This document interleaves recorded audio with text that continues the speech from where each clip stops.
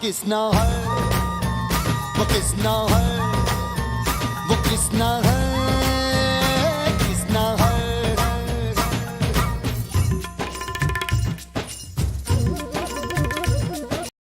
हाँ जी मित्रों, hello hello hello hello, WhatsApp, कैसे हैं आप सब? क्या मेरी ऑडियो वीडियो ऑल गुड है? जल्दी से बता दीजिए, जल्दी से बता दीजिए क्या ऑडियो वीडियो प्रॉपर है। फटाफट वीडियो को लाइक करके अपनी अटेंडेंस लगा दीजिए ताकि हम आज की जो सेशन है, आज का जो सेशन है, तो तुम्हारे साथ रह रहे कि मेरी भी हिंदी खराब हो गई है, ठीक है। आज का जो हमारा सेशन है हम एकदम बढ़िया तरीके से शुरू कर सके। Radhe Radhe Radhe Radhe Radhe, happy Janmashtami to all of you. I hope Bhagwan Shri Krishna अपना प्यार, अपना आशीर्वाद हम सब पे बरसाएं और हम एकदम बढ़िया तरीके से आने वाले नवंबर 23 एग्जाम्स क्लियर कर जाएं। Hare Krishna. Yes sir, all good sir. So स्वागत करते हैं आप सभी का, आप सभी प्यारे प्यारे बच्चों का, आप सभी इंटर स्टार्स का to this live revision session of essay 320 that is materiality in planning and performing an audit। क्या हम सबको पता है essay 320 materiality कैसे है? हाँ सर, हम सबको पता है। ये essay 320 नहीं, ये essay 32 ही है। आहा, ये essay 32 है, यानी हम अपनी 32 से क्या चबाते हैं सर? फूड का मटेरियल चबाते हैं। हम फूड मटेरियल चबाते, तो जब भी मटेरियलिटी की बात होगी तो essay 320 आएगा। That is essay 320 materiality in planning and performing an audit। Sir सबसे पहले तो एक बात बताओ, हमारे जो फाइनेंशियल स्टेटमेंट्स हैं वो कैसा व्यू दें? वो ट्रू एंड फेयर व्यू देके चलने चाहिए about the performance and state of affairs. Performance का मतलब क्या था? पीएनएल। स्टेट ऑफ अफेयर्स का क्या मतलब होता है? Balance sheet. ठीक है सर। अब इस सब में हमको एक बात ध्यान रखनी है, एज अ ऑडिटर हम सब कुछ तो चेक नहीं कर सकते, सारी गलतियां हमारे लिए रेलिवेंट नहीं है। तो कौन सी गलती है जिससे फर्क पड़ता है? ये बात मैंने आपको ऐसे 200 में भी सिखाई थी, सोनाक्षी सिन्हा ने हम सबको सिखाई थी। थप्पड़ से डर नहीं लगता साहब, प्यार से लगता है। मिस स्टेटमेंट से डर नहीं लगता। हमको किससे मिस स्टेटमेंट से, हमको किससे डर लगता है सर? हमको मटेरियल मिस स्टेटमेंट से डर लगता है। क्या ये बात हम सबको क्लियर है? हाँ सर। सारे बच्चे अभी इधर फोकस करके चलो, जब मुझे कुछ बात पूछनी होगी चैट बॉक्स में मैं पूछ लूंगा, ठीक है सर। पास किस किस को होना है सर? हमको होना है, तो इधर मेरी बात सुनते हुए चलो, ठीक है सर। तो मटेरियलिटी एक बहुत ही मेजर कंसीडरेशन बन जाती है। अब ये कहता है फाइनेंशियल स्टेटमेंट्स को सारे मटेरियल आइटम्स डिस्क्लोज करने चाहिए। अब सवाल उठता है, क्या मटेरियलिटी का मतलब हमेशा साइज या वैल्यू से होता है, या फिर it could also be a nature of the information? Sir it could also be the nature of the information, यानी जरूरी नहीं कि ये सिर्फ अमाउंट से फर्क पड़ेगा मटेरियलिटी पे। It could also lead to depend on the nature of information. For example, something is required by the law और regulation, something which is important for the users of financial statement. कोई ऐसा disclosure है जिसके बारे में users को पता होना चाहिए, तो वो भी मटेरियल हो जाता है। तो ये कहता है मटेरियल की सारी हमको चीजों को डिस्क्लोज करके चलनी है। हर वो item which can influence the decision of the user of financial statement, it is not always a matter of relative size। क्या ये बात समझ आती है? हाँ सर। इसी के ऊपर आईसीआई आपसे करेक्ट इनकरेक्ट पूछ सकता है। अब इन्होंने एक बात बोली, अगर कोई फ्रॉड हुआ है, भले ही छोटी अमाउंट का फ्रॉड हुआ है, बट इससे दिखता है लोगों की नीयत खराब है, इंप्लॉइज की नीयत खराब है, तो वो भी हमारे लिए एज अ ऑडिटर कहीं ना कहीं मटीरियल हो जाता है। ठीक है सर। अब आती है कुछ क्वांटिटेटिव लिमिट्स, जिसपे कहीं ना कहीं आईसीआई आपसे एमसीक्यू पूछ सकता है। सर ये लिमिट्स वही है जो आपके अकाउंट्स के टीचर ने भी आपको शेड्यूल 3 में सिखाई होंगी। जैसे कि हमें कौन से आइटम्स को डिस्क्लोज करना होता है sir? Any item which is more than 1% of the revenue from operations or 1 lakh, whichever is higher. So if there is any items value जिसकी वैल्यू किससे ज्यादा है? 1% ऑफ द रेवेन्यू। एक तो ये निकाल के रख लो, दूसरा आपने 1 लाख रखना है। इन दोनों में से जो हायर है, इस लिमिट से ऊपर जो भी चीज है उसको आप अलग से दिखा के चलेंगे, एनी आइटम ऑफ इनकम और एक्सपेंस। दूसरी चीज, ऐसे जो शेयर होल्डर्स हैं which are holding more than 5% of the total number of the shares in the company, इन शेयर होल्डर्स की डिटेल्स भी आपको फाइनेंशियल स्टेटमेंट्स में देके चलनी है। तो ये दोनों पॉइंट्स को अपन किस पॉइंट्स ऑफ व्यू से ध्यान रखेंगे? सर लैग है, एक सेकेंड दो मेरे को, एक सेकेंड दो। तो मित्रों मैं आपको क्या बता रहा था सर? मैंने आपको बस 2 छोटी बातें अभी बताई।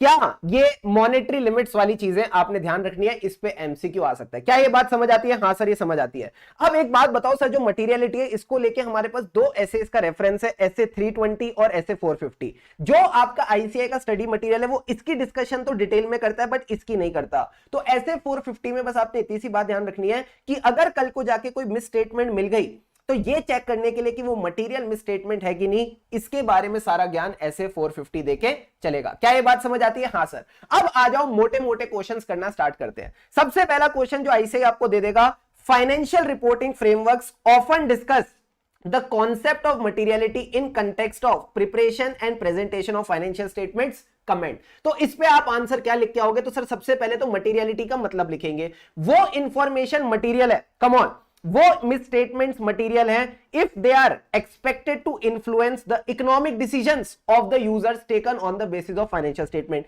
क्या ये बात समझ आती है? हाँ सर, ये बात तो हमको समझ आ गई कि हम अपनी मिसस्टेटमेंट को मटेरियल कब बोलेंगे। अब सर एक बात बताओ, ये जो मटेरियलिटी वाली चीज है, ये मिसस्टेटमेंट मटेरियल क्यों है? सर ये दो चीजों की वजह से मटेरियल हो सकती है, एक तो साइज, एक नेचर। कम ऑन, ये जो मटेरियल मिसस्टेटमेंट है, ये मटेरियल कब होगी? सर दो चीजों की वजह से मटेरियल होगी, साइज, नेचर और बोथ। एंड तीसरा, हम ये मटेरियलिटी की जजमेंट बनाते कैसे हैं? हाउ?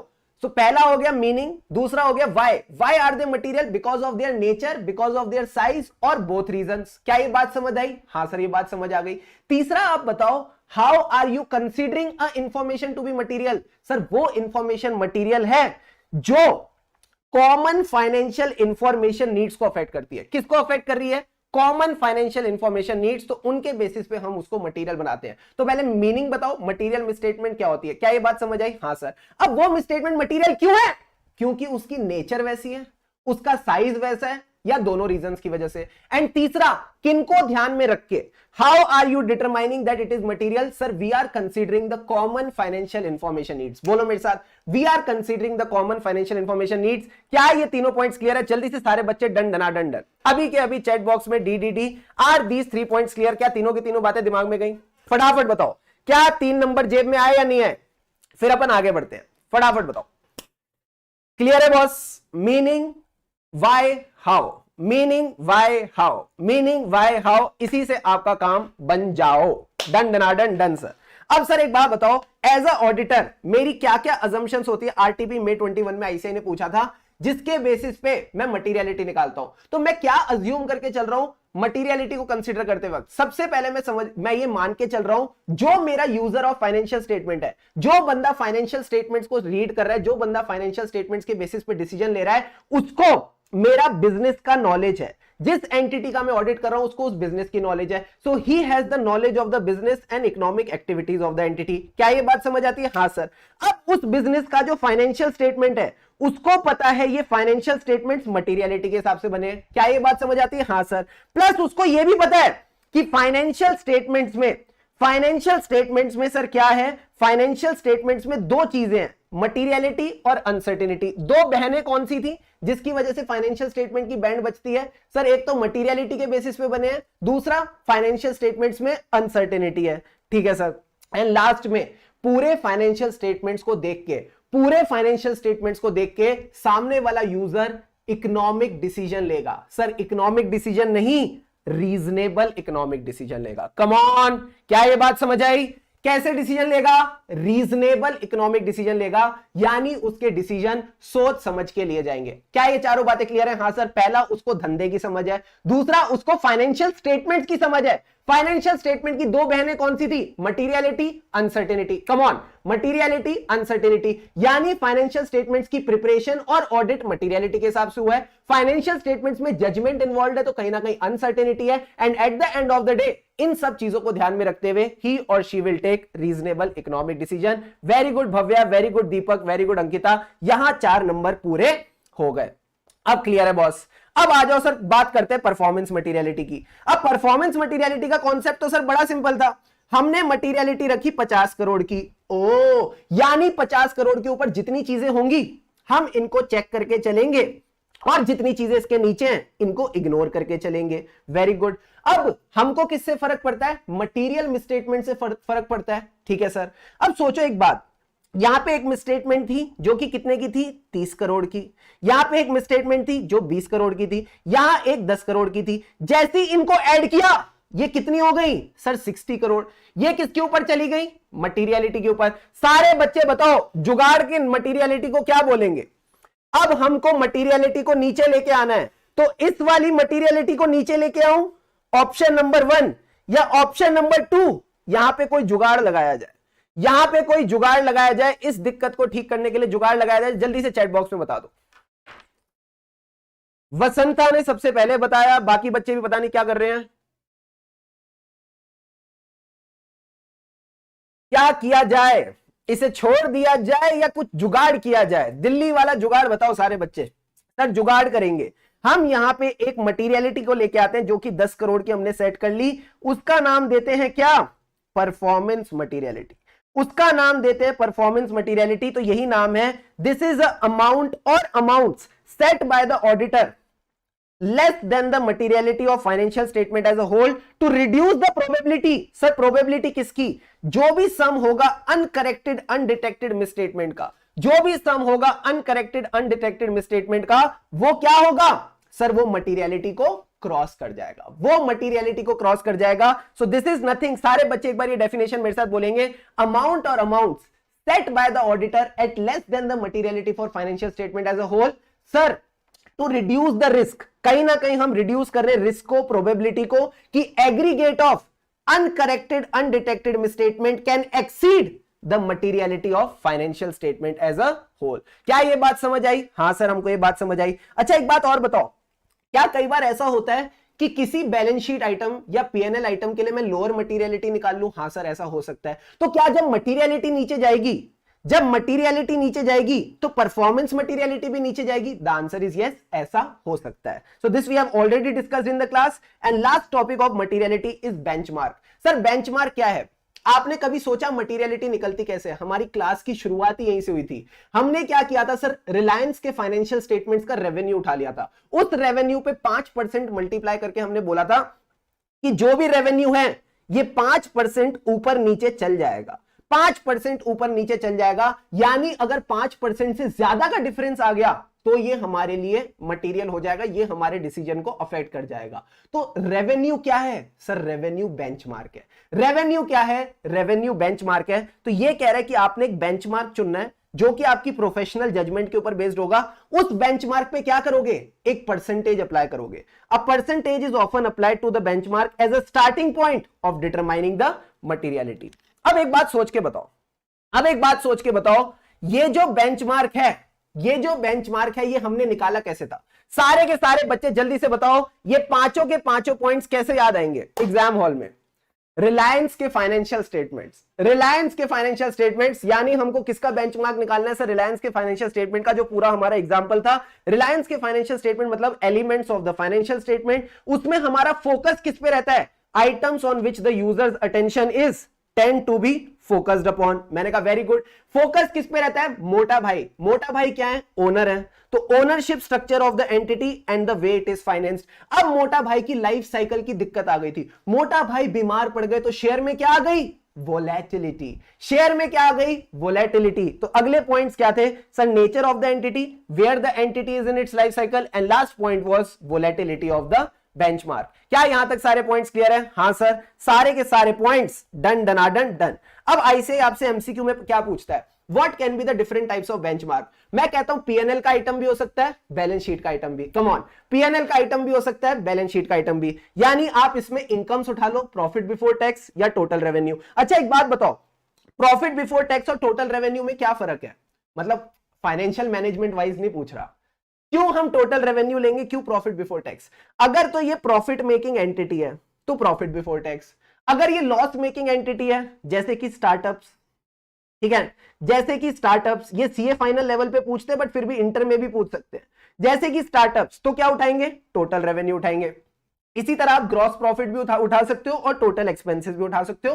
टोटल एक्सपेंस कब उठाएंगे? जब ये गवर्नमेंट एंटिटी है, क्योंकि गवर्नमेंट का काम क्या है? पब्लिक से पैसे लेना और खर्चे करना, तो उनके खर्चों के बेसिस पे चीजों का मटेरियलिटी आती है। एंड लास्ट पॉइंट इज जो जनरली हम भूल जाते हैं, हम टोटल इक्विटी और नेट एसेट वैल्यू के बेसिस भी कर सकते हैं। तो इस पॉइंट को भी ध्यान रखना, यहां पे जनरली बच्चे कंफ्यूज हो जाते हैं, क्या सर ये भी बेंचमार्क हो सकता है? हाँ ये भी बेंचमार्क हो सकता है। इसी के साथ आपने बात याद रखनी है, चोजन बेंचमार्क कहां से लेंगे, हमको रेवेन्यू फिगर कौन सी उठानी है? तो ये कहता है पिछले साल की उठा लो, ठीक है, आप पिछले साल की रेवेन्यू फिगर उठा लो, या फिर आप क्या कर लो, अभी तक जितना रेवेन्यू कंपनी ने कमाया उतना उठा लो, टिल डेट रेवेन्यू, और तीसरा आप कर सकते हो जो आपका बजटेड रेवेन्यू है उसको उठा सकते हो। तो prior period, period till date और जो आपका बजटेड है, इन तीनों में से कुछ भी उठा सकते हो। इसमें कुछ रट्टा लगाने की जरूरत नहीं, लॉजिकल पॉइंट्स हैं। And last point is revision in materiality. सारे बच्चे सबसे पहले मुझे बताओ, सारे बच्चे सबसे पहले मुझे बताओ, प्लानिंग कब रिवाइज होती है? सर हम तो मैकडॉनल्ड्स में आए थे, आपने हल्दीराम का सवाल पूछ लिया, तो तुमको क्या लगा सब ऐसे मजे मजे में चलेगा? थोड़ा तो मुझे स्पाइस अप करने दो ना गेम को। प्लानिंग को कब चेंज करते हैं, सोच के बताओ। प्लानिंग में चेंज कब आता है? जल्दी से तीनों पॉइंट बताओ। प्लानिंग वाले कल ही पढ़ा है हमने, कल ही रिवाइज किया, 15 मिनट हुए अभी तो वीडियो को खत्म हुए हो ही जाएगी। अब 15-20 मिनट की मैक्सिमम रिवीजन होती है मटीरियलिटी की। जल्दी से बताओ प्लानिंग को रिवाइज कब करते हैं? 1 मिनट दे रहा हूं, सोच के बताओ। बड़ा सिंपल क्वेश्चन पूछा है, फटाफट बताना है। देखते कौन कौन बच्चा पढ़ रहा है। मजे ले लिया, जल्दी से बताओ कब हम अपना प्लान रिवाइज करेंगे? अनएक्सपेक्टेड इवेंट, पता है ये दिमाग में कैसे आया होगा? कोरोना, यानी कोरोना आया, अनएक्सपेक्टेड इवेंट हुआ, हालात बदल गए, changes in the circumstances. Very good Kashish, very good Ankita. And तीसरा क्या था सर? तीसरा था ऑडिट एविडेंस ऑब्टेन, कि रिस्क असेसमेंट बढ़ गई, उसके बाद हमें अपनी ऑडिट स्ट्रेटेजी और प्लानिंग बदलनी पड़ गई। तो यही 3 चीजें हमको ध्यान रखनी थी। तो मैंने कहा इन्हीं तीन चीजों से आप ये तीनों पॉइंट्स बनाएंगे। इन्हीं 3 चीजों से आपने तीनों पॉइंट्स बनाने हैं। सर क्या? सबसे पहले हमारा उसमें क्या था? कोरोना आ गया, अनएक्सपेक्टेड इवेंट। तो जैसे ही अनएक्सपेक्टेड इवेंट हुआ, नई नई इंफॉर्मेशन मिली। जल्दी से बोलो मेरे साथ, जैसे ही अनएक्सपेक्टेड इवेंट हुआ, नई नई इंफॉर्मेशन मिली। चेंजेस इन कंडीशंस का क्या बना दिया? Changes in the circumstances. And last point is auditor की एविडेंस मिलते ही, जैसे ही ऑडिटर को एविडेंस मिला कि रिस्क ऑफ मटेरियल मिसस्टेटमेंट ज्यादा है, तो क्या चेंज हुई? सर ऑडिटर की अंडरस्टैंडिंग चेंज हुई, changes in the auditors understanding. तो मटेरियलिटी वाले पॉइंट टाइम पे आपने बस ये 3 बातें ध्यान रखनी है, इनको इंटर रिलेट करके चलोगे तो अलग से याद नहीं करना पड़ेगा। सबसे पहले बताओ सर, कोरोना आया तो अनएक्सपेक्टेड इवेंट, न्यू इंफॉर्मेशन मिली। चेंजेस इन द कंडीशन का क्या बनाया? Changes in the circumstances. And तीसरा पार्ट क्या था सर? तीसरा पार्ट था जो ऑडिटर की अंडरस्टैंडिंग थी वो चेंज हो गई on the basis of audit evidence obtain. Clear है बॉस? क्लियर है सर।